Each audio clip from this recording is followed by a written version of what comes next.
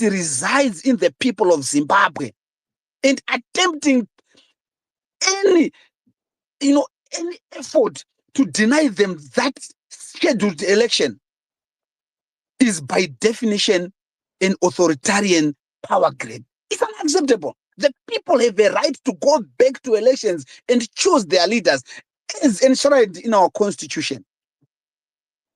And of course, the fourth point I want to say is any attempt to amend presidential term limits is subject to strict and rigorous legal processes requiring 2/3 majority in both houses of parliament.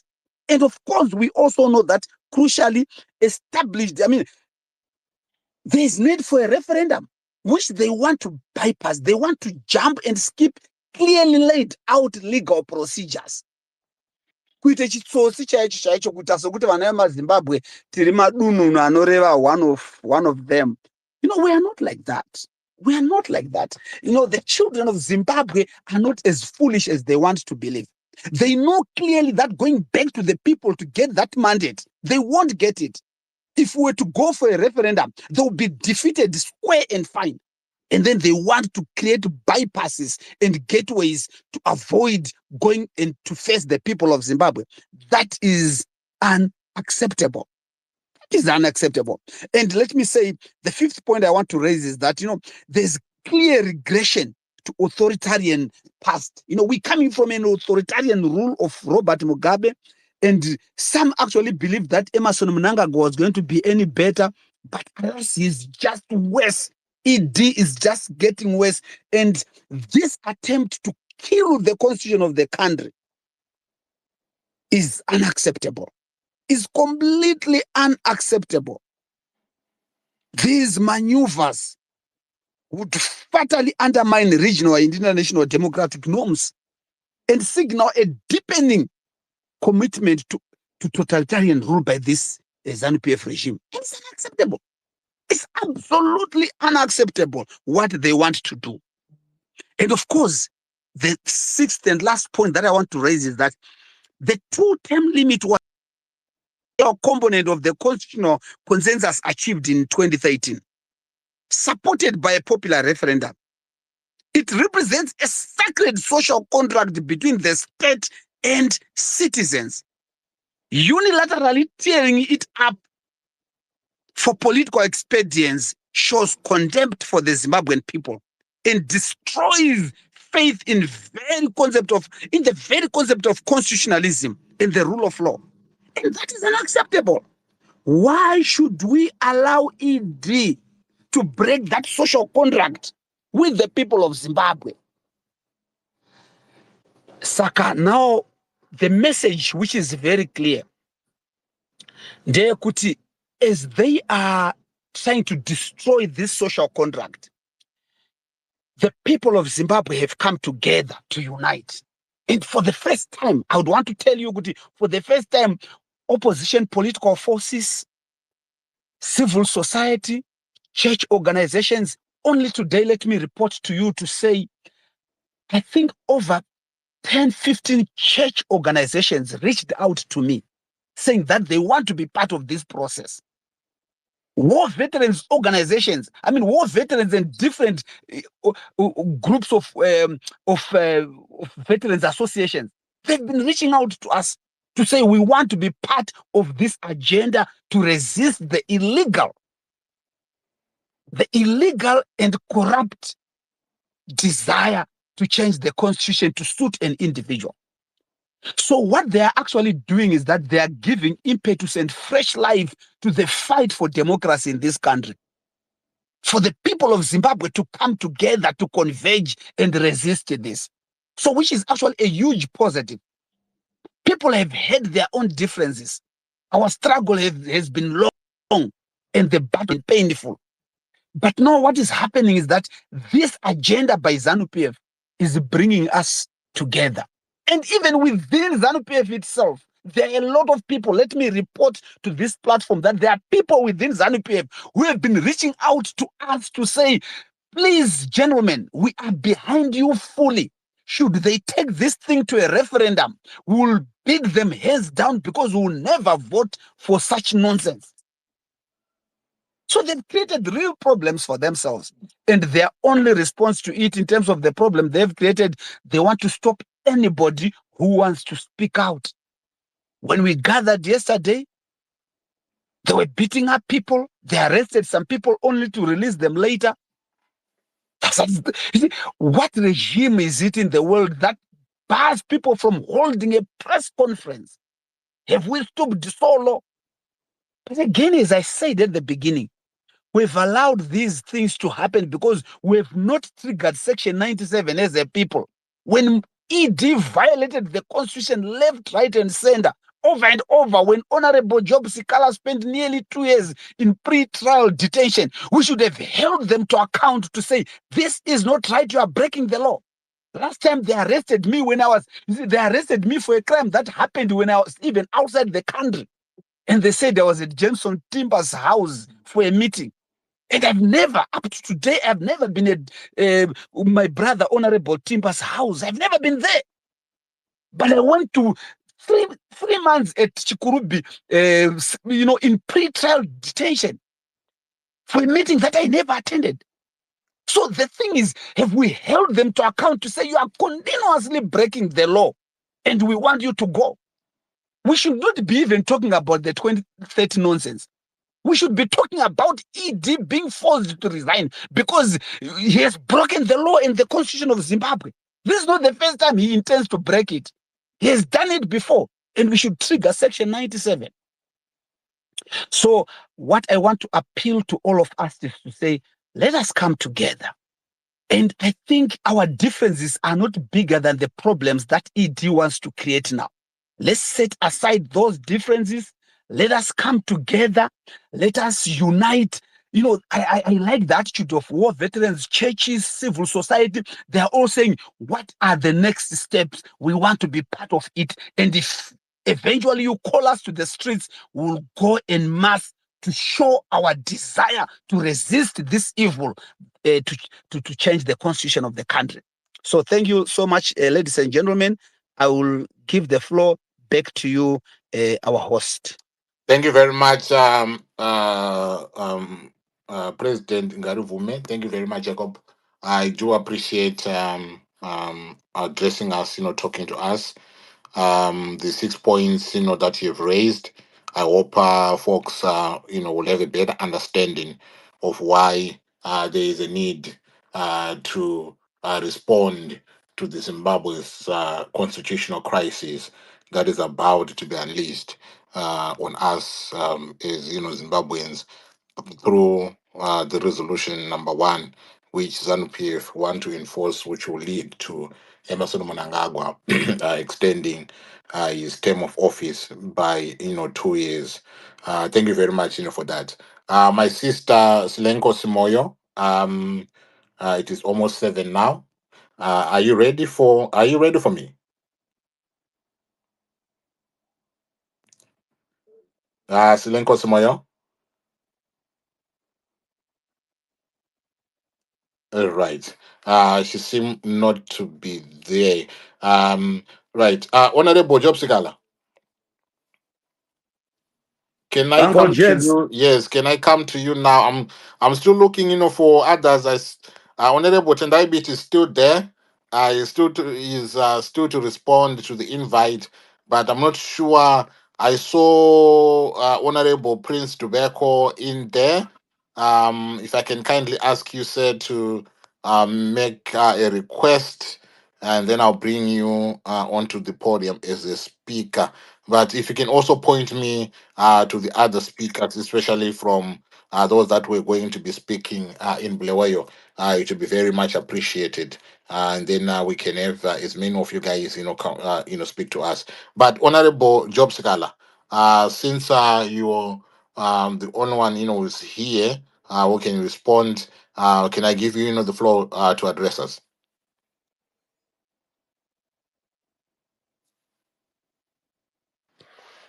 While Honorable is coming, Uncle, can I just ask people? So we've got over 600 people. Can we please just repost this space so that we can get a lot of people coming in to participate in the conversation? Please, if we can just repost. If you click on the comment section there, you will see an option to repost. Just asking you people to repost. Thank you. Yes, thank you very much, for that, Mofu Titus. Yeah, I think it's important that we get people to repost, this. And thanks to those who are streaming on various, platforms. Thank you very much for helping, spread, the message. I see Honorable Sigala is dropped, but Prince Dubeko Saban, Honorable, how are you? How are you doing? Uncle Jota, how are you? I am good, sir. I'm good. Thank you very much for coming through. Indeed, thank you so much for inviting us onto this platform. Oh, you're very welcome. Yesterday, I saw there was somehow a kerfuffle with people dressed in civilian. What was going on there? What happened yesterday? We woke up in the morning to report that police officers and other people in civilian clothing had sealed the entrance to the Blawayo Club, which is the venue that we had booked for the meeting, for the press conference. In fact, before I got those reports, I had received calls from the managers at the Blawayo Club indicating that some 4 or 5 huge men came to the club a day before and told them that they shouldn't allow the presser to go ahead. And that in the morning, 8 more had come. And when I inquired, then because the hotel, the club were now asking us to shift the venue because they felt that their employees and their property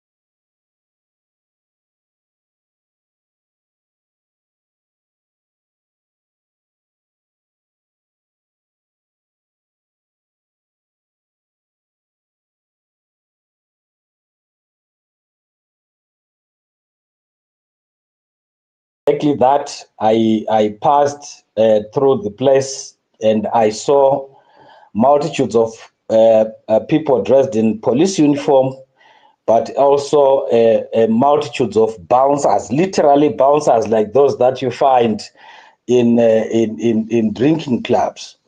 So I then later learned that some of my colleagues and journalists were being chased away from the club, and then I decided to go there with the team that I had.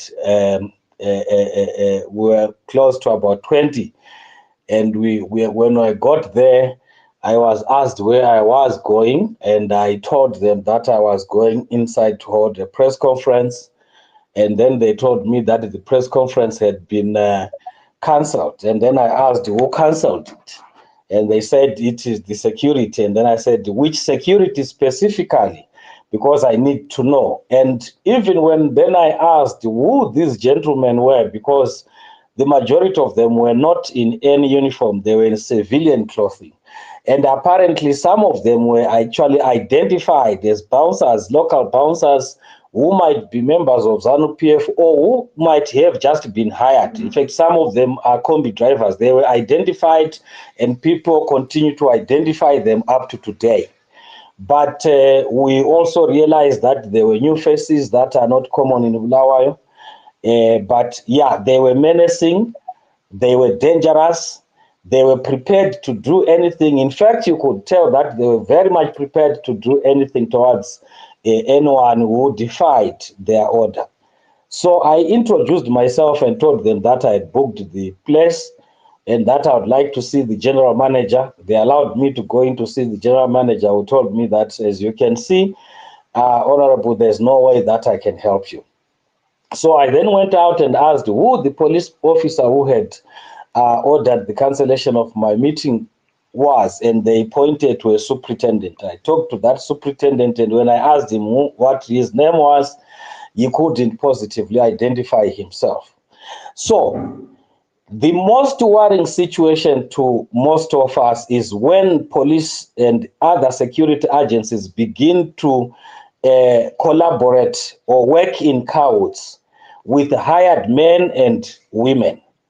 That is quite worrying, because what it means that the police and other security agents were now taking instructions from other people that are not security personnel, and that is quite a dangerous situation.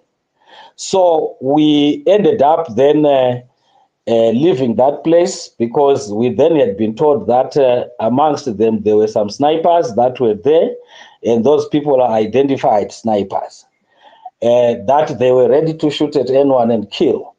So we then left the place, the venue, and we regathered. But even as we went, we were being followed by these hired goons, threatening and menacingly to all that were there. So we went and tried to regroup, but we could see that they were following us. We had a brief discussion amongst ourselves as a team, and we agreed that maybe for purposes of peace, let us disperse, and agreed that we were not going to hold another presser at another venue, because it was a general feeling by colleagues that the disruption itself was so newsworthy that our presser would dilute it, and that our presser and statement can be given in any other form anyway. So that's what we went through yesterday, Uncle Bets. Oh, thank you very much, for giving us, the lowdown of what happened, yesterday.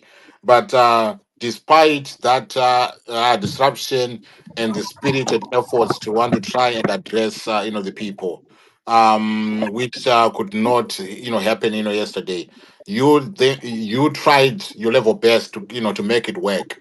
But due to our circumstances, it was not possible. So I'll give you this opportunity, Honorable, to talk to Yeah, us, to address us, yeah. the same way that you wanted to address us, yesterday. Please, can you continue? Thank you so much, Uncle Bets. I think this story of attempting to literally muzzle and control the constitution of Zimbabwe by Emerson Mnangagwa can be traced back to of course the common 2017 one we know, but also to immediately after the 2018 elections. That's when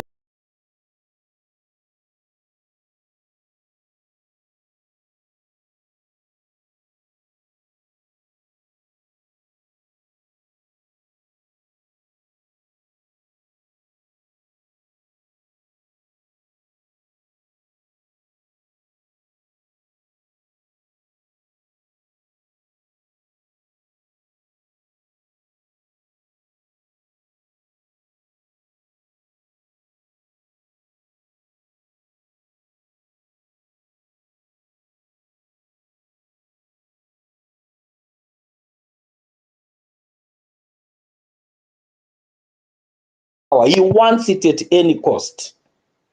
So he removed the running mate, and the running mate is his running mate.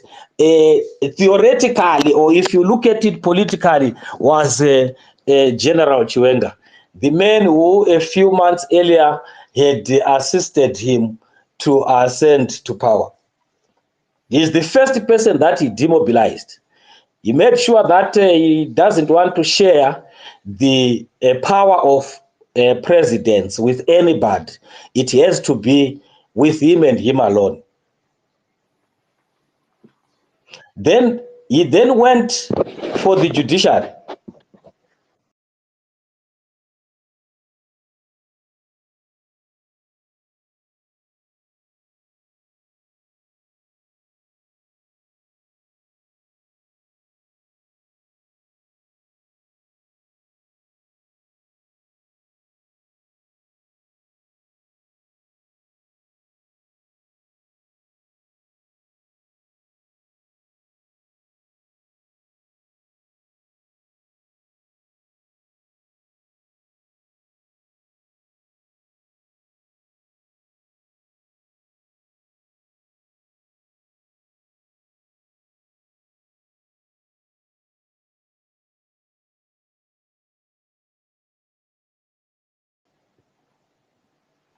So he then captured the judiciary by making sure that the three most powerful judiciary positions pay allegiance to him.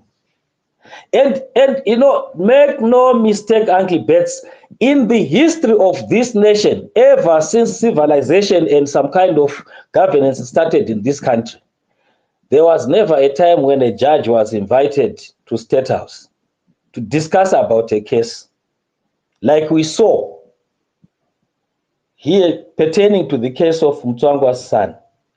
A judge was summoned to State House. Come here.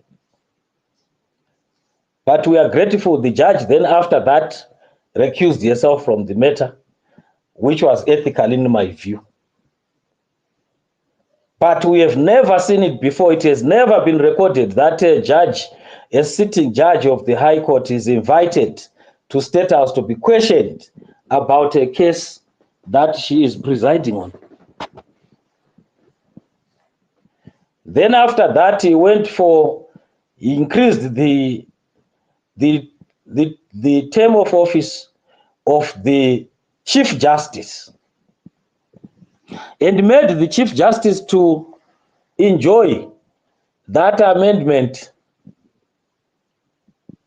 even though he was an incumbent and who was not supposed to benefit from the extension of the term limit. He made him to do that. No referendum, nothing. Now, if now he says, I also want to extend mine, Chief Justice, I extended yours. Which court will you go to try and reverse that? Show me which court a Zimbabwean will go to say, no, this person wants to extend their term of office.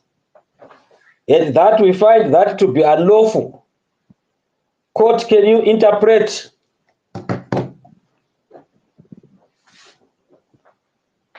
How do you think Chief Justice Malaba is going to deal with that matter? Remember that there were judges of the High Court that had actually made a ruling that he could not benefit from the extension of limit of time. And what happened? They were censored. Those judges were censored. So, this is the situation that we have. After he captured the judiciary, he then used the judiciary to decimate the opposition. And the test run was in 2020, after the judgment by Justice Patel. Monzora and Kupe took over the party, and they started chasing whomever. They were doing work for Idi Mnangagwa. And it was after that, those recalls, that the amendment number 1 and amendment number 2 of the Constitution of Zimbabwe were introduced in Parliament. And then we come to 2023. In fact, some of us who had been recalled in order to facilitate constitutional amendment number 1 and number 2, when we went back after a by-election, those had already been passed. And then come 2023, everyone knows what happened in 2023. It doesn't happen in a normal democracy that a person can arise from nowhere and call himself a position that is not known to anybody, and then decimate the opposition.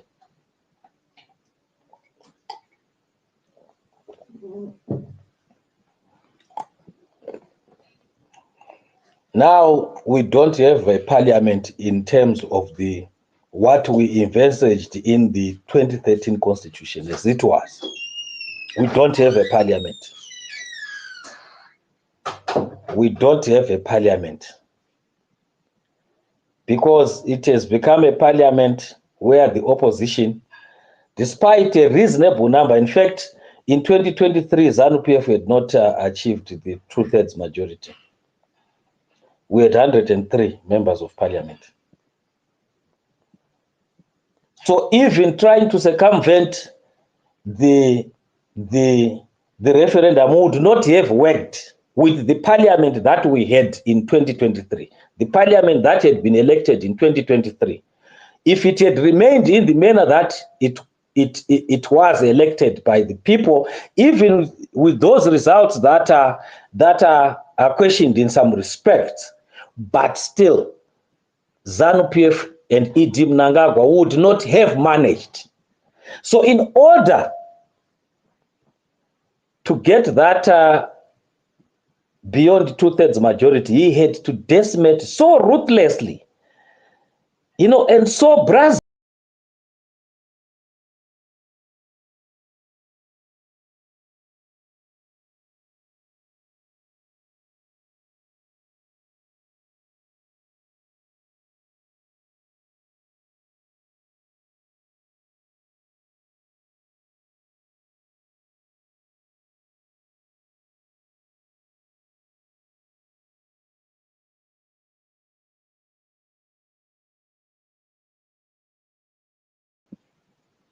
And it was being run from the office of the president. We are aware that some letters that were written by Chabang would be withdrawn by Isaac Moyo then when he was Director General, and go and instruct him to say, no, this one, remove them from the list. It was controlled directly and paid for from the president's office. Legal fees for Chabang were paid directly from the president's office. And when the president's office stopped, it was paid by Sapanya through the assistance of Jacob Mdenda. That if you don't assist this guy with legal fees, this matter is going to be reversed and you are no longer going to be in parliament. So they paid legal fees. Meanwhile, judges were also instructed, try to find, because at one time we are aware that Chabang was told that we are no longer going to give you the judiciary cover. And for sure, that is the case that is seemingly lost, but of course was then corrected, if you put it in quotations.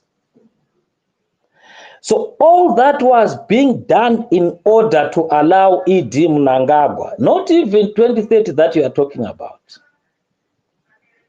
He wants to abolish the right to vote. Mnangagwa wants to become a king, Munhu Mtapa.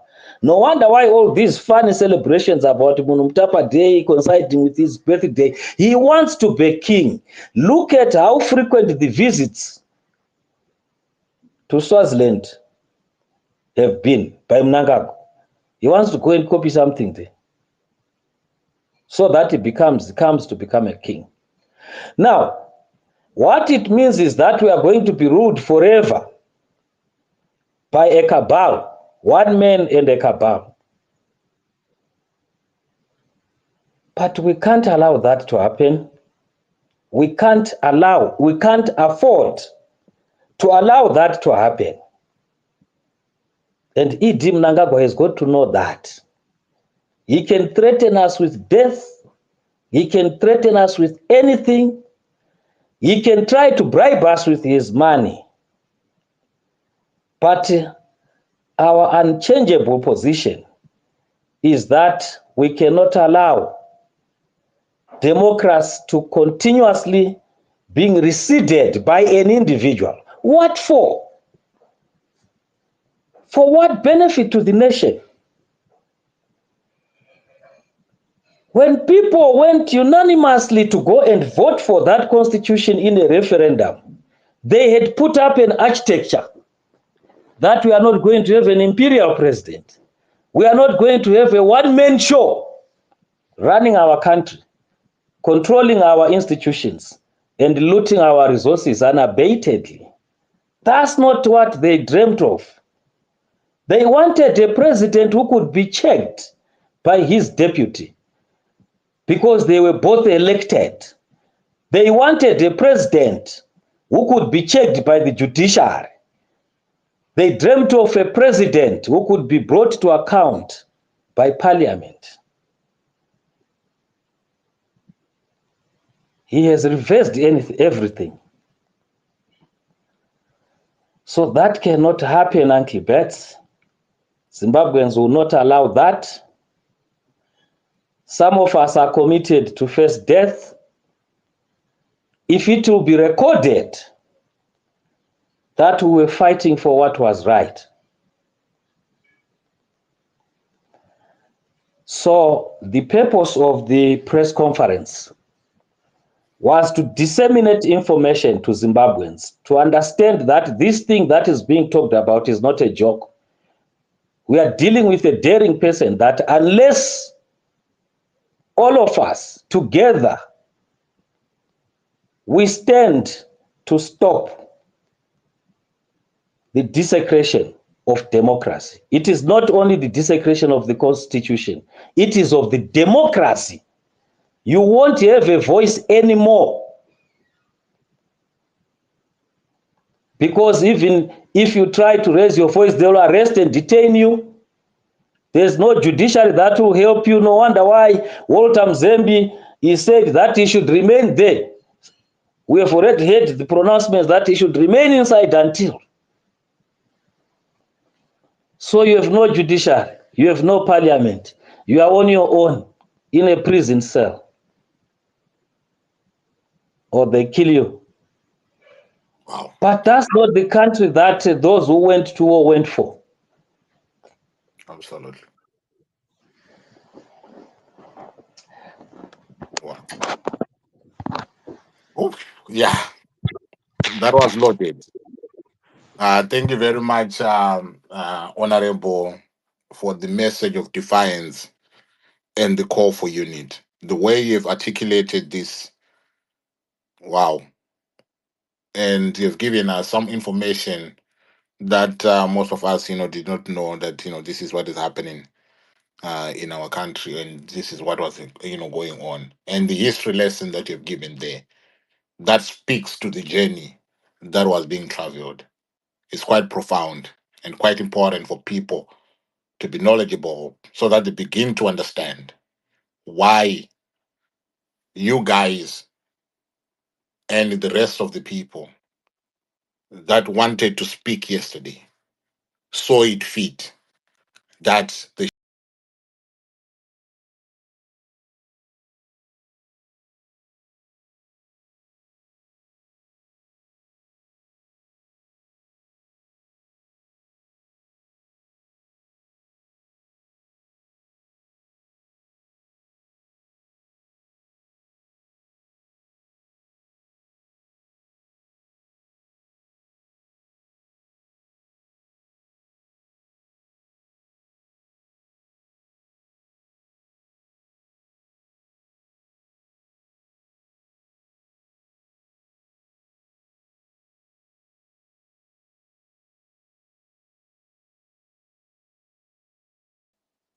and Yeah, want to talk to us. yesterday, yeah. Evening, everyone. Evening. My name is Lenkos Moyo. I'm the Deputy National Spokesperson of the National Democratic Working Group led by Job Scala. So I'm one of the progressive force leaders that have come and united under the banner, to 2030. But yesterday, as you have seen in the past week, that we advertised that we are going to have a presser yesterday. So when I went there in Blawayo, this side, it was raining yesterday. So the other members that went there first, they assessed the situation. Then they saw that it was tough. So for me, my phone was off. So I went straight to the venue. So when I approached the venue, I saw people outside. They were wearing civilian clothes. So I thought maybe they are with us. They are waiting since it was not time yet. So as I approached, I realized no, these are not normal civilians, because they were not smiling. They were serious, and they were only bouncers. I think there were 15 men of them, 15 men. So when I approached there, when I approached the door, they blocked the door. There were three women. They jumped and they surrounded me. The other one stood next to the other side. The other one stood next to the other side. So that's when I realized that no, this is no longer what I was thinking. So this is it. This is them. So quickly they asked me, "Madam, where are you going?" So I also thought that since my face was on that poster is circulating. So I thought maybe the way they reacted, I saw that they were really waiting for that face. So they asked me, "Madam." So the other one, he came up front and he said, "Madam, where are you going?" Then I said, "I want to go inside." Then he said, "What do you want to do inside?" Then I said, "I want to see someone." Then he said, "Who is that someone?" Then I just there was just a name that I said I want to see someone called Dumsani at the reception. Then he said, "What does that Dumsani do?" Because I had to change my story because I saw that it was no longer safe for me. Then I said, "No, he works at the reception." But our facilitator from the regional southern region, he had went inside. He also disguised himself that he want to check the venue, he want to book the place. So when he came out, he realized that I was being interrogated. So he held my hand and he said, "No, it's fine, let's go." But to my surprise, when I realized some of the faces were familiar faces, some of the people that we work them where we work. So I was very disappointed. I was very disappointed. Yeah.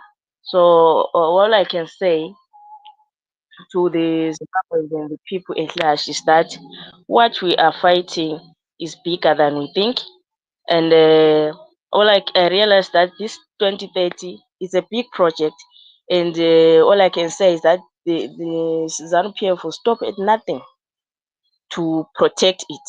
They are ready to defend it and protect it. So if us, we are also saying no, we want to also defend it. I think we need more calculated measures. We need very, very stringent measures that can match their level. So we need all hands on the deck to stop it because when we go to when they are now I will realize that as Prince Dubego say that now they are also trying to ban the elections. So if they ban the elections, the elections are the only way Zimbabweans express themselves. And if I remember very well, there's this other time when President Idi Mnangagwa always say that the voice of the people is the voice of God. So that voice of the people is only heard mostly in through elections where they elect their leader. We all know that the people of Zimbabwe they've spoken and they always speak in every 5 years. They always select their leader, but the outcome becomes something else that we don't even know. So by banning these elections, we are saying, President Itinagaka, what you promised us or what you say that the voice of the people is the voice of God, we are now banning that voice. So who are you leading? What are you doing? Because as the citizens, we are not happy with what is happening. So we are saying, please try and look at what you are doing. Try and look. Don't like you mustn't listen to people that like those guys that are called Zikananda. Those guys they are in it for themselves. I don't know who's out advising him. Like what happened in Parliament. Honestly, you see a whole Parliament for a country doesn't have a backup for lightning because in other places, other businesses, as soon as Zesa cuts off, the backup plan or the solar is turns on itself. But for something like Parliament, that was very, very embarrassing and is for the second time. So all I can say to the people of Zimbabwe is that this thing that we are facing is not a small thing. It's a bigger thing and it has been planned and it has been well calculated. So if we are saying we are defending it or we are rising up, I think we need to stand up more, put more pressure. Thank you very much. Wow, thank you very much, my sister. For that, I do understand. The frightening situation that you found, yourself in, and finding out that some of the folks, that were part and parcel of that. Well, that could, that is something that is so disheartening. But thank you for adding your voice. Thank you for the for the reminder that you have given people that this thing, ladies and gentlemen, if it is not resisted, it is bigger than, this thing is bigger. And if it is not, resisted, we are going to find ourselves under a different animal, divorced from what we know, as a people. So thank you very much, for that. I want to move on, but before I move on, can I ask you, ladies and gentlemen, we are over 1,000 here. If you can repost this, it would be very much appreciated. It would be very much appreciated if you can repost. Right now, I can only see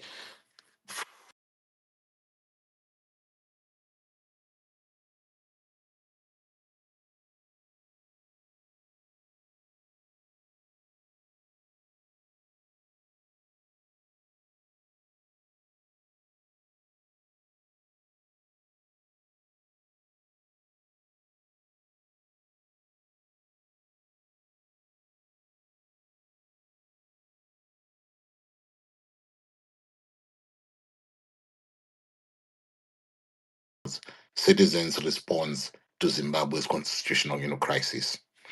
Right, let me move on. Right, Honorable Job Sikala, you're in and out, in and out. I don't know what is going on, but I've got Honorable Tendai BT. How are you? Yeah, good evening, Comrade McBelt and fellow Zimbabweans and compatriots. Thank you very much, for joining us. Thank you very much, for responding. Yesterday, I was looking forward, to hear you make, your full address. But even though I heard you speak, here and there, but I knew that, looking at you and knowing you, I knew that, there's a lot, that you wanted, to say. So I'll give you this opportunity, Honorable Tendai Biti, if you can, speak to us. Thank you very much, Gerald, and thank you for creating this platform to allow citizens to speak on an issue, the threat to our constitution, which personally I consider the biggest existential threat that our country has faced since independence, probably since Gukurahundi. This is the threat to turn our country into a monarchy. This is the threat to turn our country into a dynasty, the Mafidi a dynasty. This is a threat to completely privatize our capacity as citizens to fight back. This is a threat to privatize and take away from us our sovereignty, our right to govern ourselves and to leave it monopolized by a cartel, by a clique, and by a syndicate. And the unfortunate thing about this syndicate is that there's been a conflation between the political elite, the political syndicate, and, and a mafia syndicate that has been grabbing Zimbabwean assets legally and extra legally, that is engaged in massive looting through public tenders. So this is the crisis we are facing, a huge, humongous crisis. I think the starting point must be, what is this constitution? This constitution represents an agreement, a compromise between the people of Zimbabwe, which we ratified, which we agreed to in the referendum that was held in March of 2013, in respect of which 93% of the people that voted in that referendum, equivalent to about 3.2 million people, ascended to that new contract, a new constitution. This was after a period of 3 years, 4 years of protracted negotiations between and amongst the Zimbabweans, followed by two very contentious all stakeholders conference. So this was a people-driven process born from public participation, in respect of which there was symbiosis, there was alchemy between the end product and the people of Zimbabwe, in respect of which every Zimbabwean could identify with a certain structure, could identify with a certain principle. So if you're a war veteran, you would have been very proud to know that The preamble of that constitution celebrates the three great Chimurengas that we have had. You would have been very pleased to know that the founding values, one of the founding values we have in this country, is the founding values of the liberation struggle. Those of us who can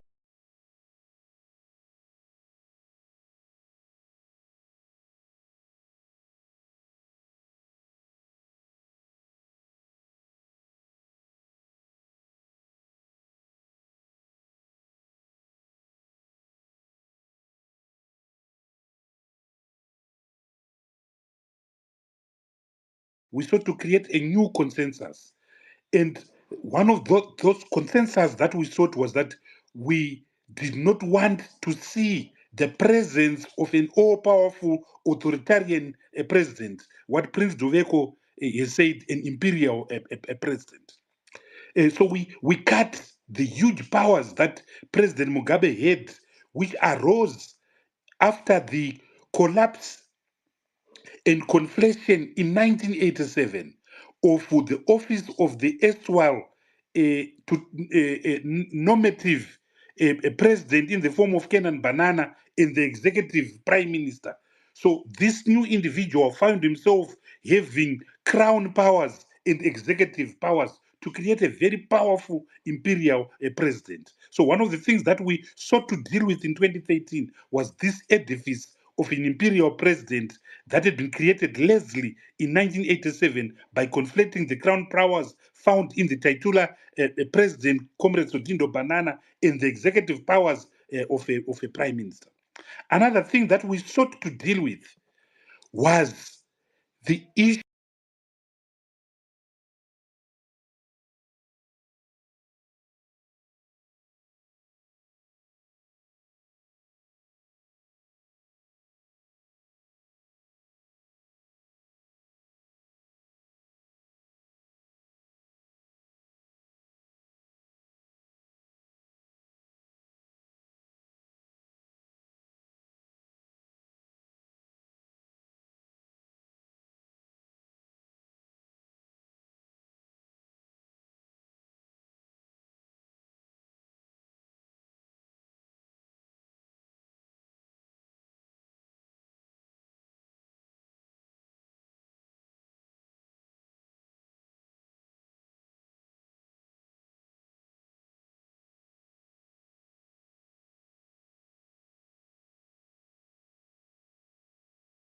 10 years is a very small period in time. What do time limits do? Time limits encourage accountability because when you are elected in office, you know very soon that you will be a civilian. So you will restrain yourself. You will act with deference. You will act with deterrence because one day you are powerful and the next day you are an ordinary wananchi walking in the streets of Harare or Bulawayo. Another thing to deal with the issue of transfer, we created the issue of the running mates, and we made two of them. So the issue of the unresolved succession issue was settled by creating a running mate to run with the president, to be elected by the president. Of course, this was unpopular in certain circles who saw a running mate as a second descender of power.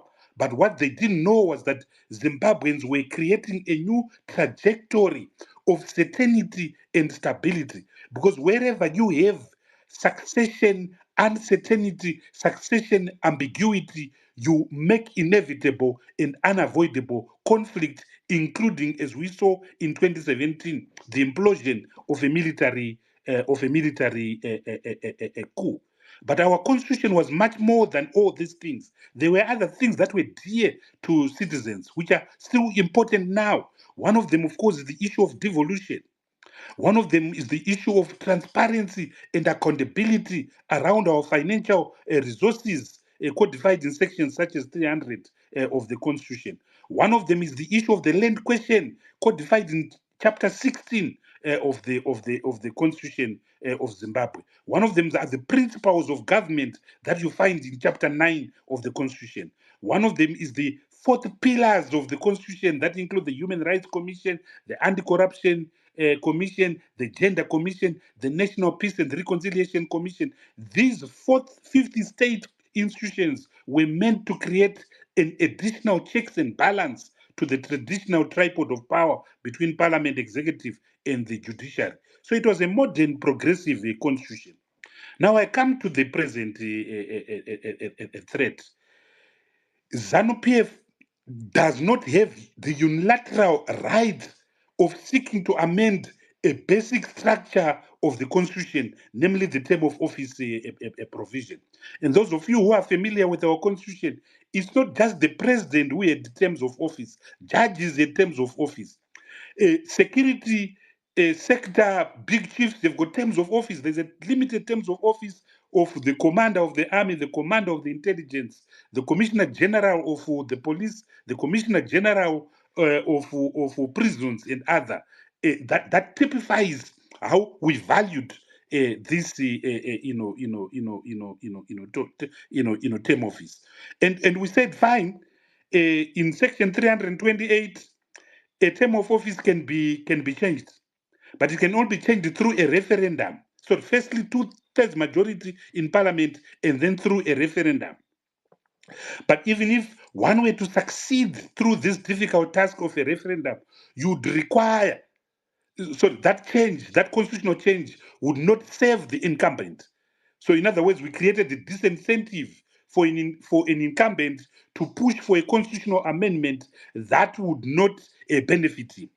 We then said, if you want, if you're crazy enough and so driven, you hold an insatiable desire for power, you want it to benefit you, you have to go through another referendum. But this referendum and the first referendum cannot be held concurrently. So two separate referendum. That is the law. That is section 327, bracket 7 of the Constitution of Zimbabwe. Now, they are now trying to create what I've called legal prostitutionalism, dubious legal arguments to deal with and to try and subvert the constitutional provisions that there are terms of office and that you can't avoid them except two referendums. There are three variants of this schism to cheat and facilitate a coup against the constitution of Zimbabwe.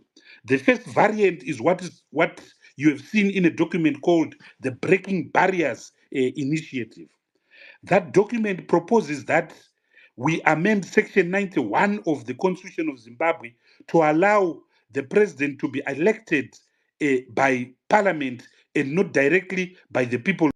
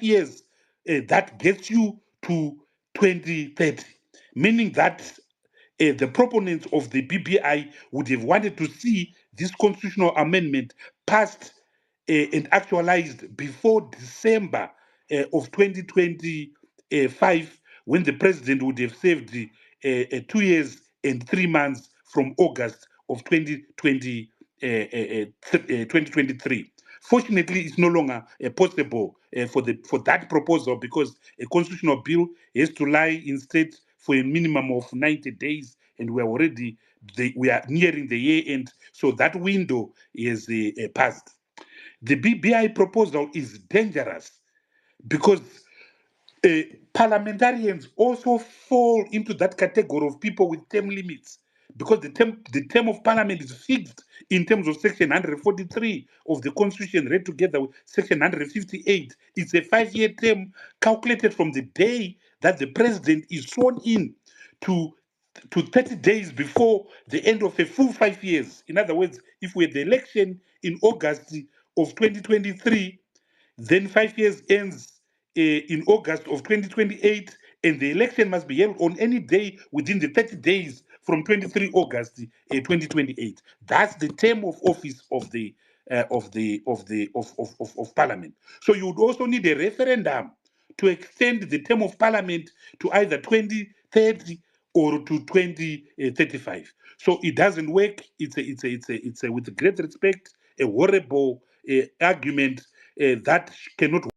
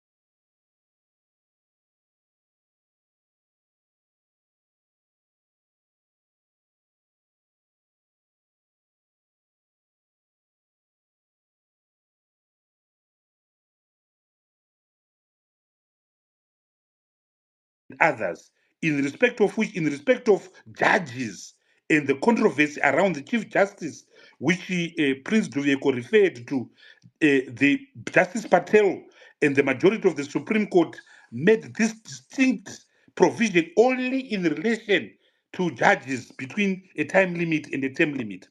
But that same judgment makes it clear that for everything else, including the president and commanders of the army, they can't avoid the process in section 328 of the constitution. So I find it something disturbing that people will actually rely on a judgment that actually deals effectively and defeats their own argument. The third strange option is the option coming from someone that I had so much respect for, and that is Mr. Tawanda Nyambirai. He has earned his respect, and we as Zimbabweans respected him. Mr. Nyambirai now suddenly says there's a lacunae, there's a gap in our constitution, that there is ambiguity about the definition of a term limit, that we don't know. The constitution is ambiguous about whether it's 5 years or 7 years. And to the extent that there's this lacunae or deficit, there's nothing that prevents Parliament from simply declaring that the term of office of the president is 7 years or 8 years without the need of a referendum. Now, this is downright dishonest, because the Constitution is very clear in Section 91, in Section 95, in Section 143, in Section 158 of what a term of Parliament is, what a term of the president is 5 years. Even Mr. Mnangagwa himself, in the interview that you, Gerald, referred to with Christine Amanpour, he recognizes that one has one 5-year term, which can be extended if you are re-elected. So the total absolute period you can serve as head of state is 10 years.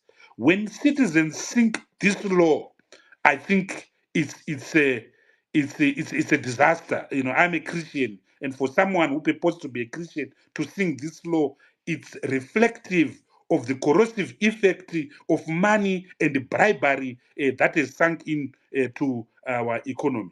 So these three submissions don't hold water at all, and I thought I would simply deal with them. So we saw the brutality of the police, the brutality of state agents, the burning of Sapes Trust, the destruction of Gilbert Mbwende's premises the day before yesterday, his house in Highfield. But I'm pleased that what I saw yesterday from the colleagues that we were playing hide and seek with the police yesterday, my brother Job Scala, Prince Duveko Sibanda, the comrades in Bulawayo, Senator Timba, Advocate Gumbo, Obed Masaraure, Jacob Ngaribvumwe, Munyaradzi Gwisai, and the thousands and thousands of people that I saw yesterday.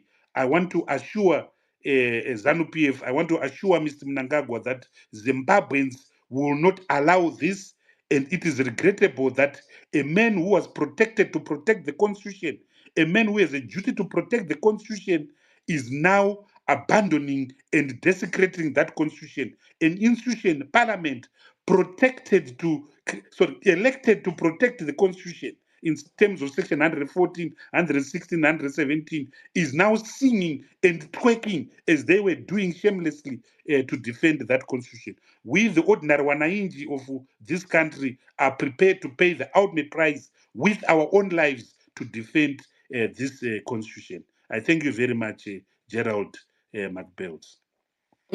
Wow, thank you very much. Thank you very much, for that, for giving us, the three possible that you said, one of it is no longer because of, the time frame. But can I ask you on the argument presented in the BBI, or on the argument that speaks to a full term, somebody serving 3 years and above would have served, the full term, and this BBI was envisaged to come into effect. That proposal was being envisaged to come into effect by the 22nd of December, 2025. And now, with what you said, that we've got a 90-day period that a bill needs to be, consulted, on, brought to the public, etc, etc. So if you're looking at that time frame, it is 2 years and 3 months, and on the understanding that a full term is 3 years and above, there is exactly about 9 months, period. Can they not try to push this Agenda 2030 via that route, which says the president, which says that he has not served, the full 3 years, and therefore they can, manipulate that and say whatever period that they would want, to then use to say that his second year now starts from maybe 7 months, down the line, from now to the 7 months, to the corresponding 7 months in 2030. Is that route still, possible, or you're saying that because of the time that is needed to go through everything that needs, to be done, that route is no longer, feasible for them? Well, their holy grail is the year 2030. So Yes. that is what they have been pushing. So if they want Mnangagwa to be president until 2030 on the basis of the Nicodemus BBI submissions, then he has to be president from 1st of January 2025, meaning that the constitutional amendment would have been passed by December of 2025, in a few months' time.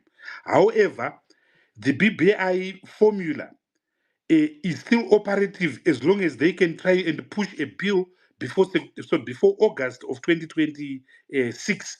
But it will no longer be 2030, it will now be 2031. But whatever formula that they want to use, whether the Nyambirai formula, whether the Ziambi formula, whether the BBI formula, an extension of time, the definition of term limit in section 328 simply means that any additional day from your original package of 5 years is deemed to be an extension. Therefore, you can't avoid the imperator of Section 328. Therefore, you can't avoid double referendum. The first referendum to alter the term limit, the second referendum to have it benefit you.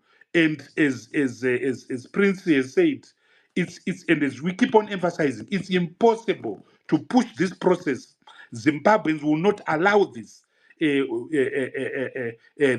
totally against this, which is why anyone pushing this agenda is only pushing this country to an implosion, because you can't seek to push something that is impossible without expecting an impossible reaction in the form of an implosion. So the legal arguments which I've dealt with here are just an excuse of trying to do what they want to do. But the bottom line is that it is a constitutional coup d'etat, and we will not accept that. And thank God, the majority of war veterans, the majority of state institutions in this country, the majority of citizens in this country, overwhelmingly are totally and absolutely against this, obscene constitutional incest. Right. Thank you very much, for that. I do appreciate. I want to move on to Honorable Job Scala. Honorable, are you able to speak now? Uncle James, am I clear? Yes, you are. Please go ahead. No. Thank you very much for hosting us today to discuss this very important subject that is affecting all the citizens. Our commiserate sympathy to Professor Ibo Right. Mandaza.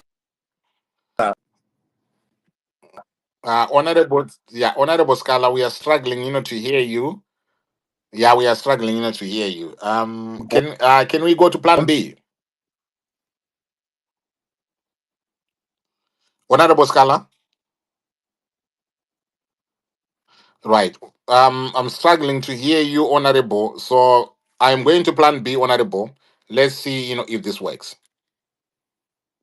Attacked almost same time around the early hours of the morning of the day, around 2, 3, 4 past.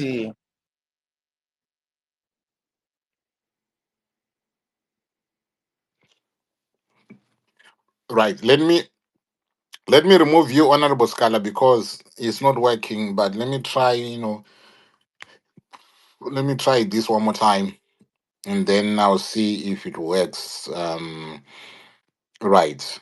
I'm trying to connect him, ladies and gentlemen, via WhatsApp now, because he has been saying that his network is not stable. So let me see if I can connect with him via WhatsApp, and I'll bring him through via WhatsApp. Because as it stands, right now, it's going to be difficult to hear him speak. Because yes, hello, Honorable Scala, how you doing? Was I not audible?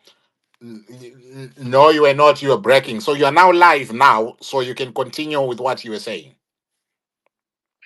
Yeah, that's. Thank you very much, James, for opening up a more clearer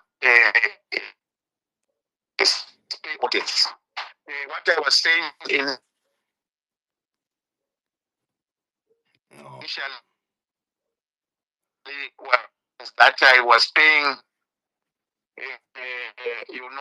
sympathy Right. Hello, Honorable Skull. I'm struggling again.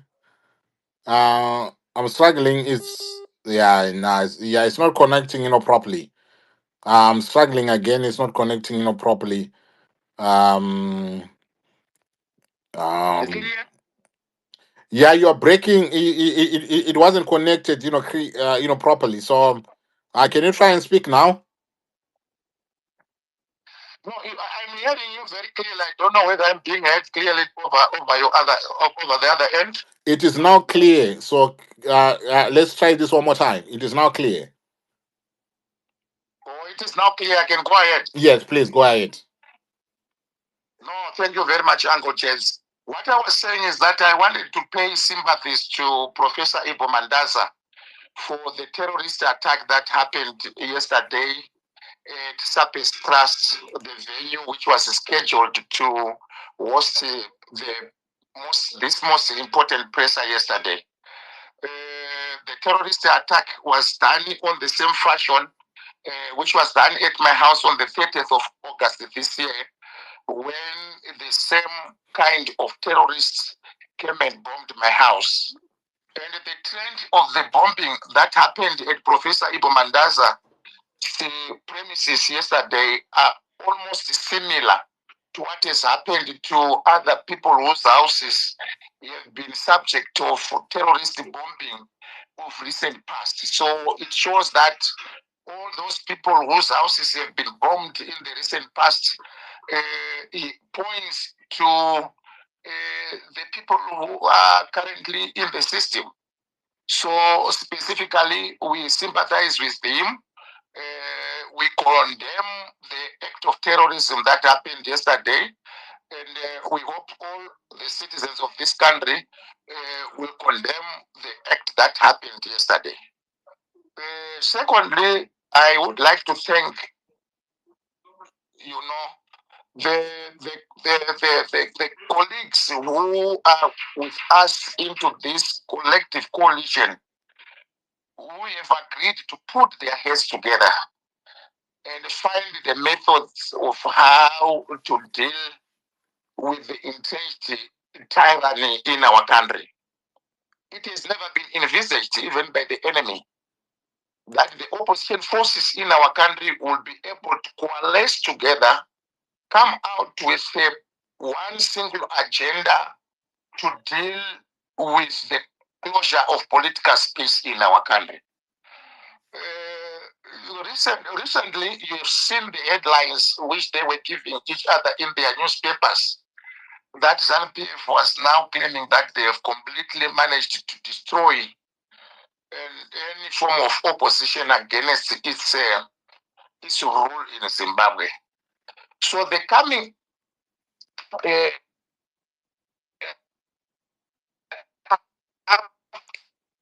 together of in our country, from the civic society, labor, and those who are in informal sector, from churches, from all veterans, and across all citizens of our country, to come together, it became a very huge challenge against them. They never expected that the people of Zimbabwe will be able to come together once more again for them to confront the beast that is destroying our country. So I would like to congratulate all our friends and colleagues who have managed to put aside the narrow differences people might have for us to concentrate and deal with the elephant in the room. So I thank the people of Zimbabwe for being able to come together to deal with the problems that we are facing as a nation. Then I am going further to thank the well articulated and systematic mutilation of our constitution that has happened since the rise of Emerson Mnangagwa to power, the presentation that was given by Honorable Prince Dube-Goswani, that it started likely, when he started to abolish the running mate clause in our constitution. Of course, many people who have been in the opposition at that time did not manage to realize the trick of the man, that he wanted to have absolute power of appointing and of arrogating himself the appointing and disappointing authority upon himself, so as to give issues of political questions, we let him get away with it. All of us, we must blame all of us, because we did not manage to realize that that was the beginning of a man who wanted to entrench absolute power into himself. After that came the period when he systematically destroyed the opposition in Zimbabwe by usurping the MDC alliance and dissolved it and said that those who have contested on the ticket of the MDC alliance did not belong to that political party. They were all subject of the MDCT political party. This led to the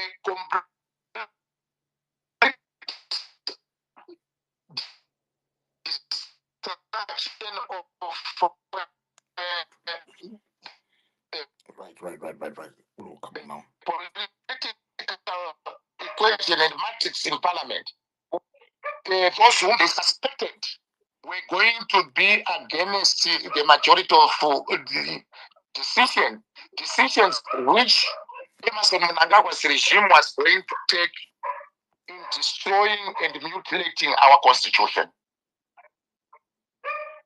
We noticed that after the seizure of the MDC alliance, Emerson Mnangagwa brought again a wide range of constitutional amendments in the Parliament of Zimbabwe that included the extension of the terms of office of not only the Chief Justice, but all those judges who were sitting in the Constitutional Court.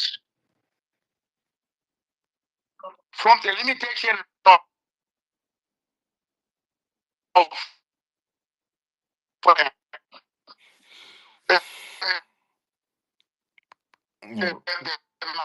to 75 years. So the issue of the extension of office. All right. Honorable Scala, Honorable Scala, yes, you are breaking now, and we can't make out what you are saying. Can you? I'm not sure whether you've moved from where you were in last 2 minutes ago, but we're struggling to hear. No, that's where I am. That's where I am still. All right. Okay. Maybe these people are trying to disrupt my presentation. Right. Yeah, you can continue now. You can continue now. Yeah. Yeah. What I was saying is that the issue of the prolongation of the term of office or the extension of the term of office of the incumbent is not only beginning now with Emerson Mnangagwa's intention to extend his term to 2030. It started with the extension of the term of office of the current Chief Justice and also the judges of the Constitutional Court. Like what Honorable Prince Tueko Swanda presented, the three-member High Court judges who presided over the application that was brought before it said that the Constitution is very beneficiary of any form of extension of a term of office. And we all know what happened to those judges. Up until even Justice Mushure, Justice Mushure, now, after she obtained death threats and also impunity application of the constitutional provision. So having said that, they are victory. When the matter was later taken to the Constitutional Court, to the same judges who were going to be the beneficiaries of the extension of the term of the letter of an appeal by Chief Justice and the Judicial Service Commission against the judgment of the High Court. Right. And authenticated. Okay. Yes, Yeah. are you getting me? Now we are struggling. You know what? I wanted to do justice, to your presentation, but what is happening is, you are breaking up so much that we can't even piece together, what you are saying. I'm not sure, how I can, make this work, anymore. But we are having, that challenge whereby at one point, you are coming out, clear, and then when you're about to be making these important points, then they are getting muzzled up, and when you then go on to the next one, we would not have understood what you have said previously, which is, I'm not sure how I can resolve that issue now, because I'm losing you at crucial moments of your presentation. But I'm hearing you very clearly on my side. Yes, but on my side, when it's coming through now, that is where the issue is. I do not know. Is it possible for you? I'll give you, another opportunity.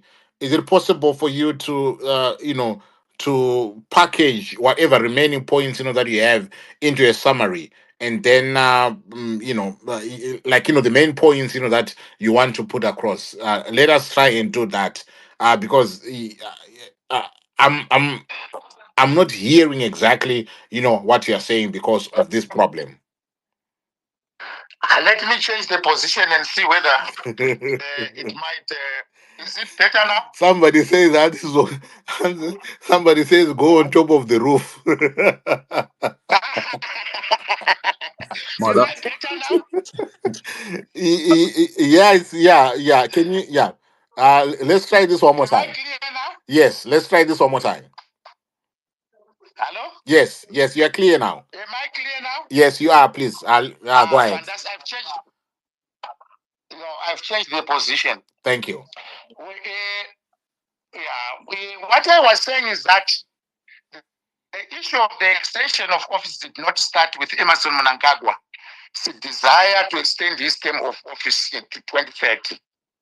They've already tasted victory after they managed to extend the term of office of the current Chief Justice from continuing to serve after having reached the age of 70 to 75.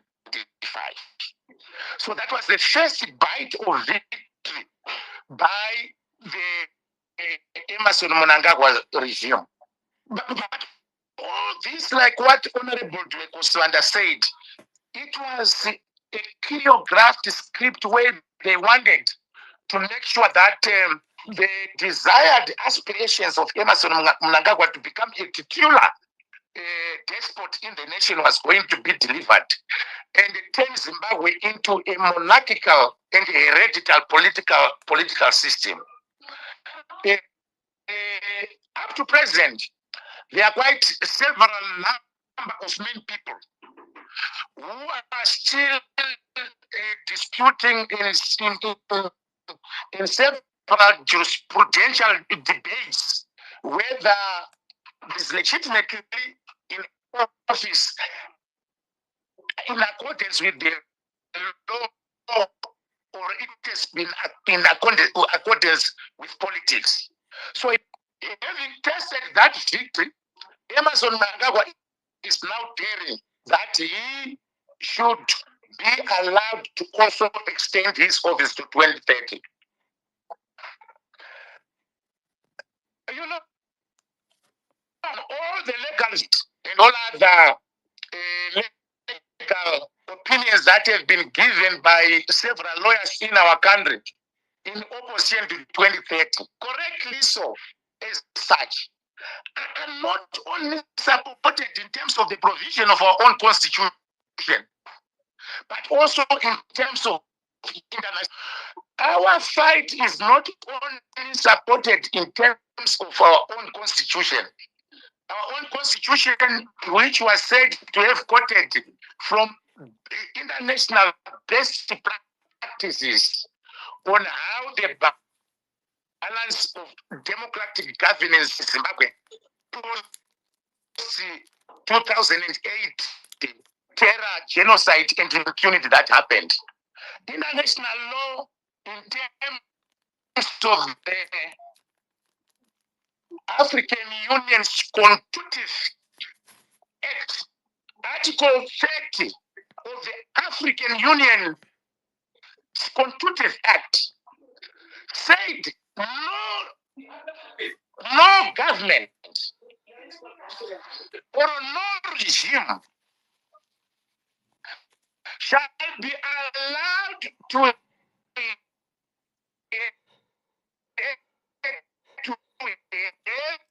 an constitutive act in terms of Article 30. It says that those people who want to extend their terms of office, they call it the third term. They call it the third term African template of leaders who want to extend to get third terms. They are saying it is a coup against the people. Then secondly, they are talking about the amendment of the Constitution for the purpose of an extension of the term of office of an incumbent. They are saying it is a coup against who want to amend their constitutions for the purpose of having their sons Right. Honorable Scholar. over power from them after this unconstitutional change of government. And what yes? You are laboring. The way that it is coming out, it seems as if you're laboring. To speak. It is not coming out. Clearly. I think. I'm not sure now, but I think this is not working. For somehow this is not. Yeah. Because you are not clear. As much as I want you to be. I'm trying, to see how I can drag this on, but it is not working, properly. So I'm afraid I really wanted to hear you speak, but yeah, but at this juncture it is not working. I don't know what is going on. Previously I've never had a problem with you. Even when you come through via the space. I used to have very Yes, clear presentations. absolutely. Yeah, let me see whether among my kids here there is somebody with an X account so that I might try to use theirs. So Absolutely. maybe Yeah, absolutely. Yeah. Let us then try. when I get him, then I'll tell you. Yeah. Okay. Last one. Yeah. Thank you very much. Yeah. Let us try because I really want to hear you. I really want to hear. Let us try that. As an option. Yeah. But in the meantime, on the podium, I still have Honorable Tendai Biti, Honorable Prince Jebeko, and President Jacob Ngarivume. My sister, is dropped. I'm not sure if there's still any other speakers who were lined up to speak, yesterday. If there's anyone in this space here uh, that want to come through and address us and speak to us, but whilst I'm waiting for that, I wanted to ask Honorable Tendai Biti. I want to ask if it is possible that whilst I'm waiting for Honorable Jacob Scala to come through, if we can engage the audience, maybe take one or two questions. If there's anyone with a question, and you can be in a position to be responding, to those. So I'm speaking to Honorable Tendai BT, Honorable Prince, Tobacco, and President Jacob Karifume. Is this okay with you guys? Yeah, it's okay with me. Oh, thank you very That much. is okay, It's Uncle okay. Jez. It's That's okay. fine. Right. Thank you very much. Right. So, guys, whilst I'm waiting, I'm hoping that Honorable Scala, will come through. But what we want to do, our time is now 18:21, and I've been told that this was going to be like a 4-hour show, and so what I want us to do, right now is I want to bring up 3 people at a time, and I want people that have got questions that they want to pose to our panel. And these questions, they have to do with the issues that we are speaking about today. This issue of the 23rd agenda and this issue of resistance from the citizens. I know there's a burning question out there where people are messaging me and saying, Kuti, Uncle, can you ask your panelist to then tell us what is the way forward? I think it's one of the questions that would want them to respond, to us. But I want people that have got questions that directly address or that directly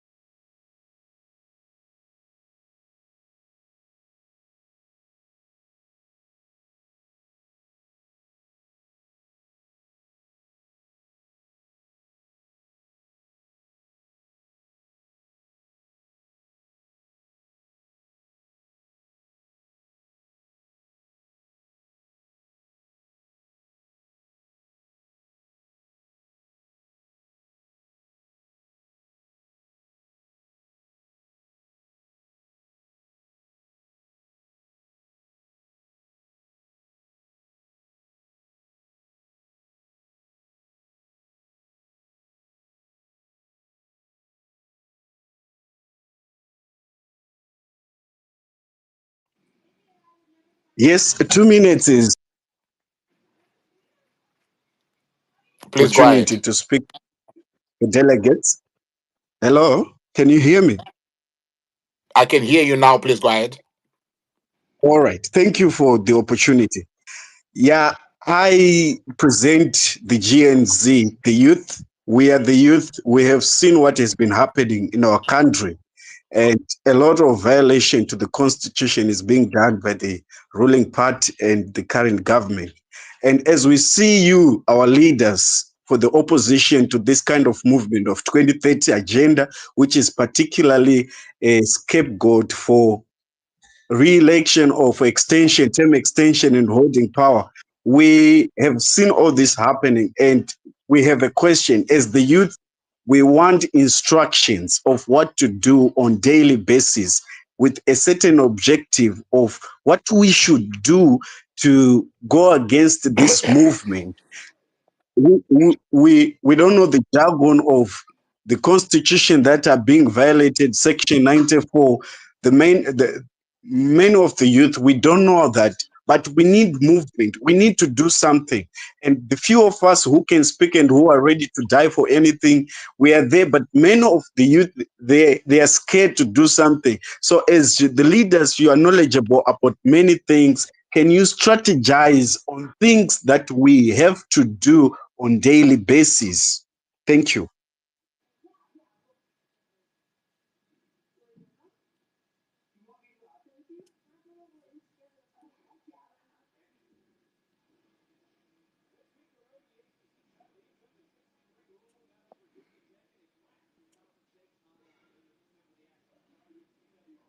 Yes, I hand over my time. I'm done speaking. I request your response. All right. Thanks for that. Sumuka Zimbabwe, hopefully our panelists have taken note of your question. Can we go to Ru? Thank you. Thank you, Uncle Gerard, and thank you, Titus. Thank you to the opposition leaders that are coming today and sharing your insights. I have been personally been waiting for this moment for a while. I think it is time that we all need to unite, put our differences aside, and actually think of a solution forward. Now, the question has already been posed in terms of, what is the way forward? But in line with that question, it would be good just to get some direction from you to understand, okay, if as oppositions you're coming aside, you're putting your differences aside, fine. But what does this vehicle look like? Of course, I know that you're not always going to be able to share all the details, but I think that one of the things that we've been lacking the most is direction. So what does this vehicle look like? What mechanisms or things are you saying to people, or are you empowering people to say, if you have this, we need this, we need this, we need this to make this vehicle possible? And lastly, I would say, and obviously this is all the same question, but lastly, I would say, in this vehicle, how are you then ensuring that you are gathering those resources for every single Zimbabwean to participate? Because I think people want to participate, but how do we ensure that? So just to summarize, my question here is, you've come together, you've got this vehicle. What is the mechanism of this vehicle in terms of mobilizing individuals to take practical action after this space? Because this is an immediate situation, and I appreciate your time today. Thank you.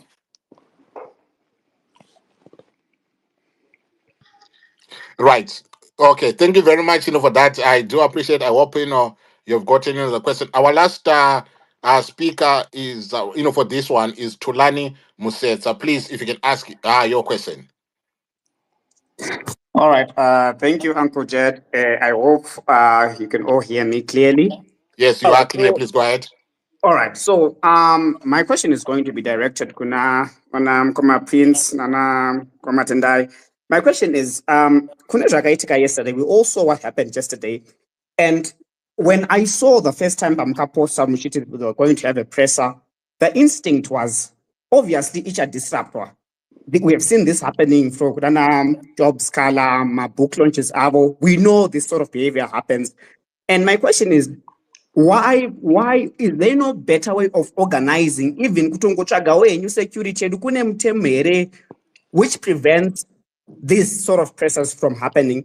And if we know for certain kuti nzvimbo zvichapiswa, or we are just going to attract the wrong attention, why is it there are no measures that are taken to make sure that zvinhu zvakaita semapressures are just a success?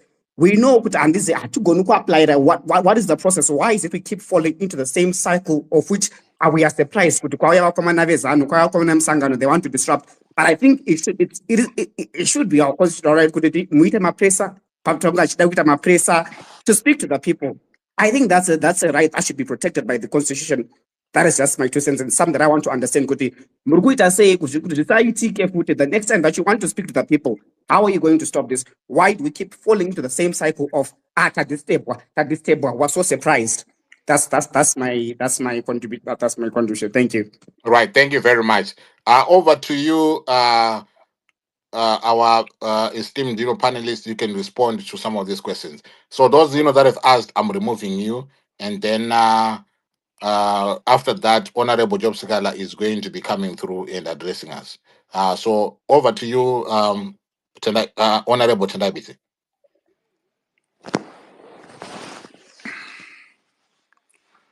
Yeah, well, we have a member who is going to speak on the way forward. So I shan't speak on that. Safe to simply say that the way forward is that we continue the fight based on our unit, the unit of every Zimbabwean.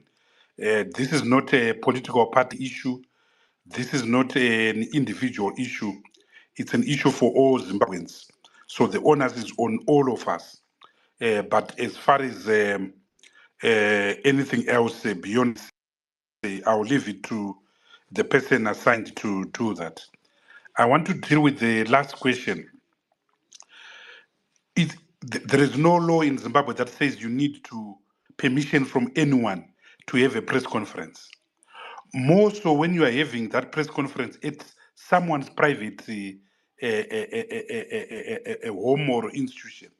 SAPES is a private university. Where we went to have the alternative venue is the law firm of advocate agency Gumbo. We don't need any police permission. We don't need to notify anyone.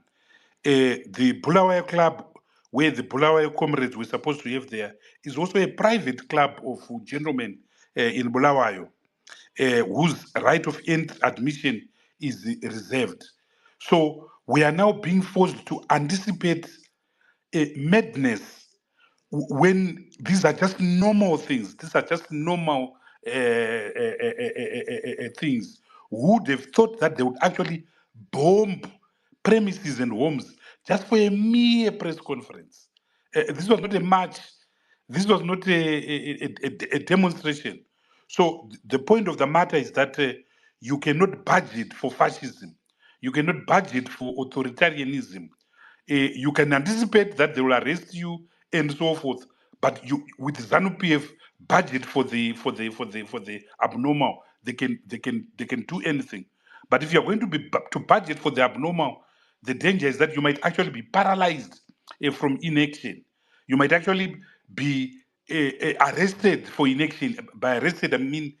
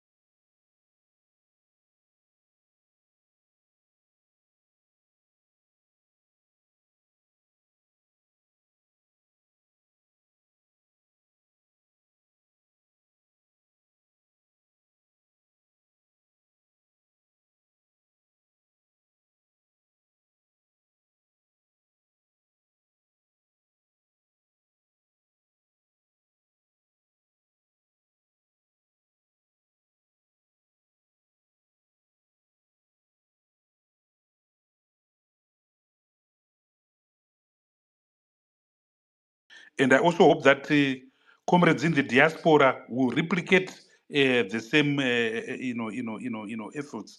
Where there's a will, there's always a way. We are the victims, and so we can't be blamed for anticipating or failing to anticipate that they will bomb Dr. Mandaza Sapes or Gilbert Mbuende's home. But there's a limit to which the regime can do these things, and will continue exposing the same. Thank you. Right. Thank you very much. Over to you, Jacob Garufume. Yeah, do you have any thing you want to say in response to any one of those questions? Thank you, my brother. Two quick things. The first is that I want to inform you that one of the panelists we had yesterday from the church, Dr. Gomo, is also supposed to be a panelist on this platform now. He has sent you his request to be speaker. I think just check for him, please. He's from the church, specifically Oh, Zimbabwe yes. Divine Destiny. Yeah, so just check for him to be Yeah, speaker. Then secondly, yeah. If they can, yes, I want. if they can send me a message, because I'm looking at my messages, I'm not seeing anyone. But if they can send me a message, and then I can be in a position to spot, their handle. Thank you very much, for that. Okay, fine. I hope he will. Then the second thing I want to say is that in terms of the way forward, it will be articulated by Comrade Munyaradzi Gwisai, who is also speaker tonight. Hmm. Then, in terms of what we do to deal with the dictatorship as far as muzzling, our freedoms is concerned, I think we have just done that. After they bombed Sapes Trust, we went back to Sapes Trust to hold the press conference there. We insisted. They continued to block us. And what did we do? We went to one of our legal practitioners, and then we held part of the press conference at that place, and we got the message out before they disrupted again. And after that, we went back to Sapes Trust. I think that shows determination. That shows determination. And today, we are holding this X space to make sure that we express ourselves in the points that we wanted. So the point really is, we will not be driven by fear. Neither would we want our young people to be made afraid to confront the dictatorship. I think it's all up to us, the people of Zimbabwe, to step forward and say enough is enough. This is wrong, and we will resist it. I think this is what we should expect. They are determined, the regime is determined to make sure that the message of opposing the 2030 nonsense does not go out. But we are determined. We are prepared to risk everything to make sure that the message goes out, and sooner it will be time for action, and we will be part of the citizens and will lead from the front as your leaders to make sure that whatsoever we agree on, even that way forward must come from the people. There are going to be consultations, and whatever you decide that we do, we will do it with you, leading you from the front. We will never forsake you, and we will never be at the back of the firing line. We'll be right in the front of it. So that is our assurance as your leaders, that we are prepared to go all the way until we stop this nonsense. Thank you. Thank you very much for that. Honorable Tobacco, is there anything that you want to say?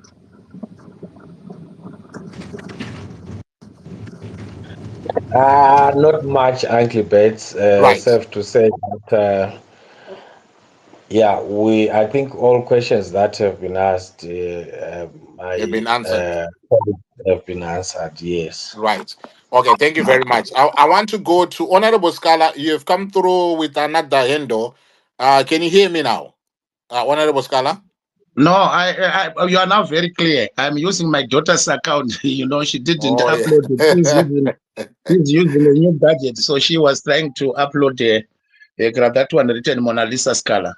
All right. Yeah, you must, next day, I want you, after this, we want lessons. Mona Lisa must do, or she can give you even a ghost account that you can come with. I'm just joking.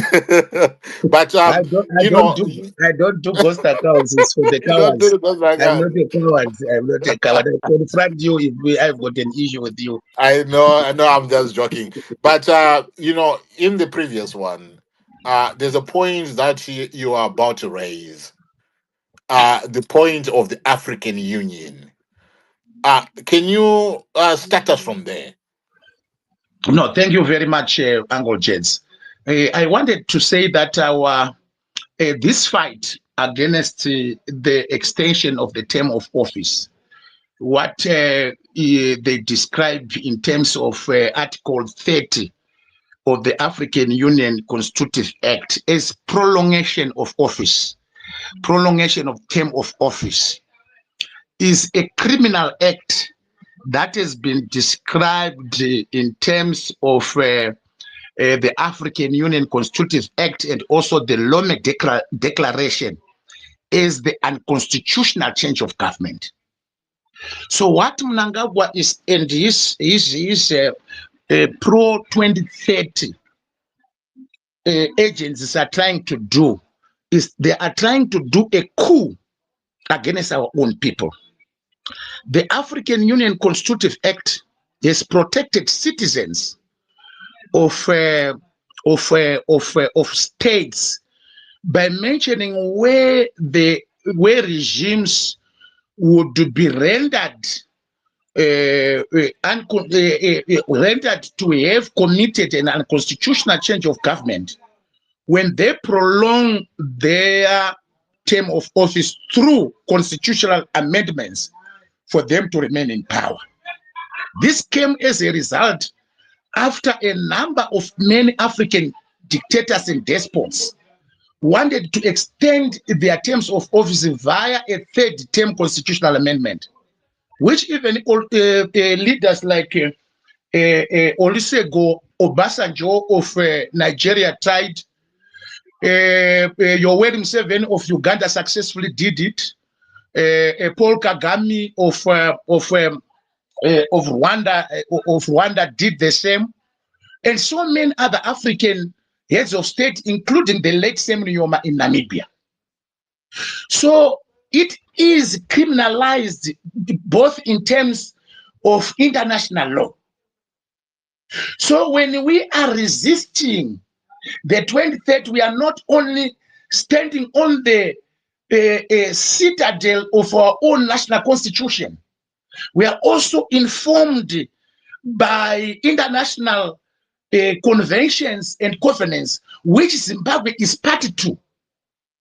Zimbabwe is party to the African Union, and the Constitutive Act of the African Union governs the way how we should conduct our political business in Zimbabwe. So Mnangagwa is fighting against the national constitution on the domestic front, and on the international front is also fighting against the provision of the African Union Constitutive Act. It also, clearly spells out that leaders who want to prolong their terms of office through constitutional amendments of their domestic constitutions to extend their terms of office is a criminal act of an unconstitutional change of government, which is a coup against its own people. So people must be informed clearly that Mnangagwa is trying to coup us for him to remain in power.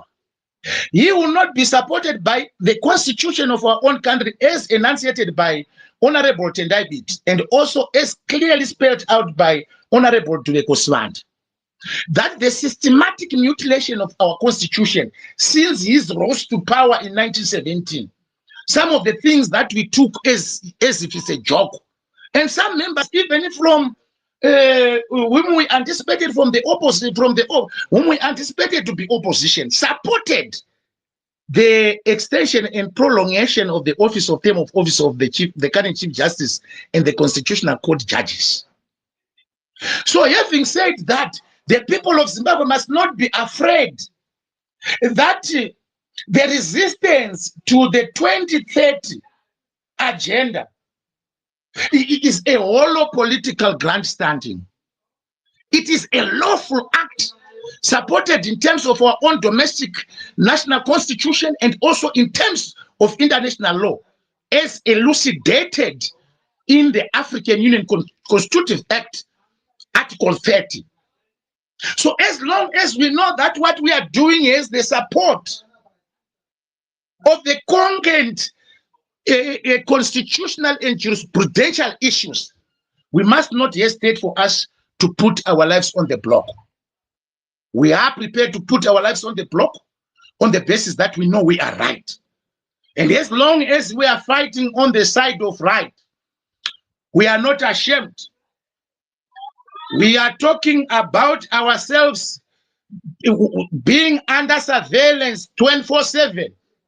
we don't have any freedom for us to go even anywhere in public places. They are always trailing us on a daily basis.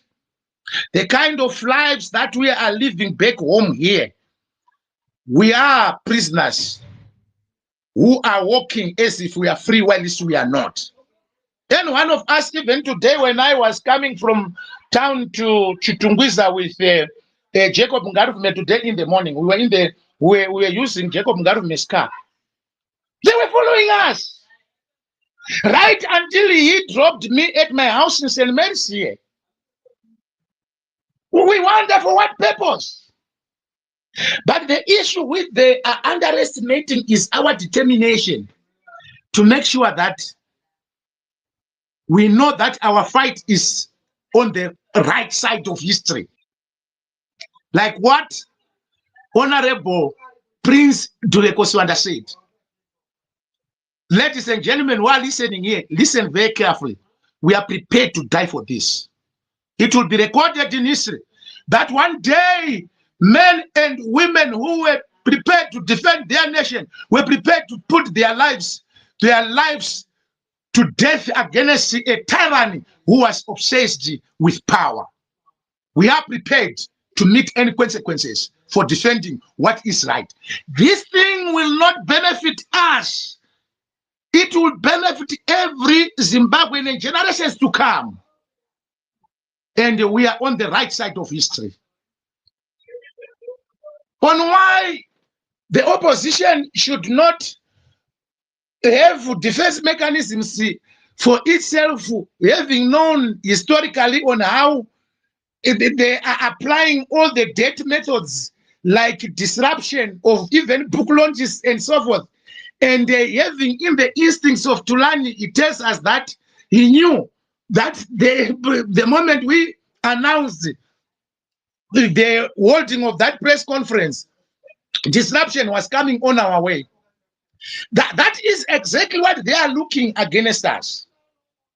They are trying by all means to concoct lies and also fictitious cases against us, so that all of us, I think at the present moment, they are cooking something to say all those people who participated in the anti-threat agenda, those who were on the list of Harare press speakers and all those who were on the list of Ulawai, they are currently cooking cases against them to throw them into prison, and they suffer a long time of pre-trial incarceration. This is a result that we made when we initially decided to coalesce and come together as democratic forces in this country. That whatever comes our way, we are going to accept it and say, please bring it on. We are prepared for any eventuality. I thank you, host Uncle Jeds. Wow, thank you very much, for that, Honorable Scholar.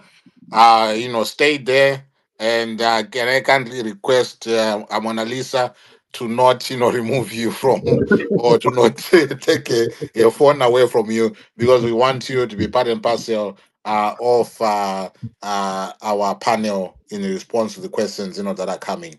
Our time, ladies and gentlemen, is 18:49. I've seen Senator Jameson Timber in there. I've sent you a request, Senator Jason Timber. If you can respond to that request, I'll give you the opportunity to say something on this platform.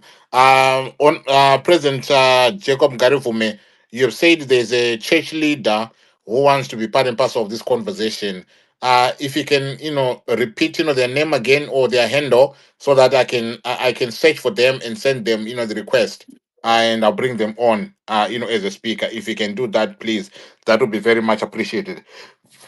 I've tried, sending a message, via your DM, but makasunga president vurai DM president. But anyway, yeah, if you can let me know the name of the church, representative, and then I'll bring them on, and would like to hear them. All right. Senator Jameson Timber, how are you?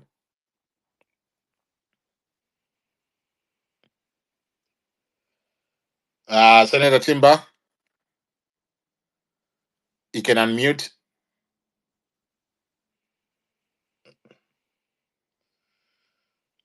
Right. I'm not sure what is going on, right there. Senator Johnson Timber, can you hear me? Is he speaking, ladies and gentlemen? Honorable Scala, can you hear Senator Timber speaking? No, I'm not hearing him. I'm not hearing him. Okay. Yeah, so Yes. it means so it means there's something wrong, with his mic. Senator Timber, what I'm going to do is I'm going to remove you, and then I will resend, that request. I'm removing you now, but I'm resending you, the request, and if you can accept it, please. I'm sending you the invite, right now. Let me see if I can get to you. Right. They I've sent you the invite. I've sent you another invite. So if you can, respond, to that. Whilst we are waiting for Senator Timber, to come through, and the church representative to come through. Movitadas, you can select the next three. Okay, so you can select the next three. Whilst you're doing that, let me see if Senator Gentleman Timber can hear me. Senator, can you hear me?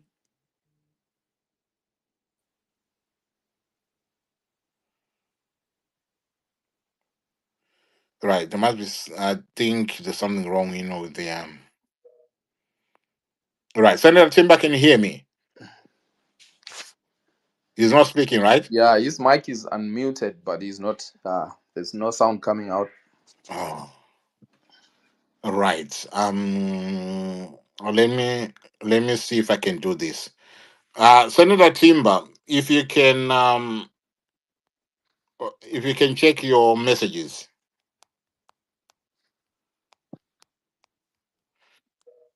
Check your messages, and then we'll try the plan B.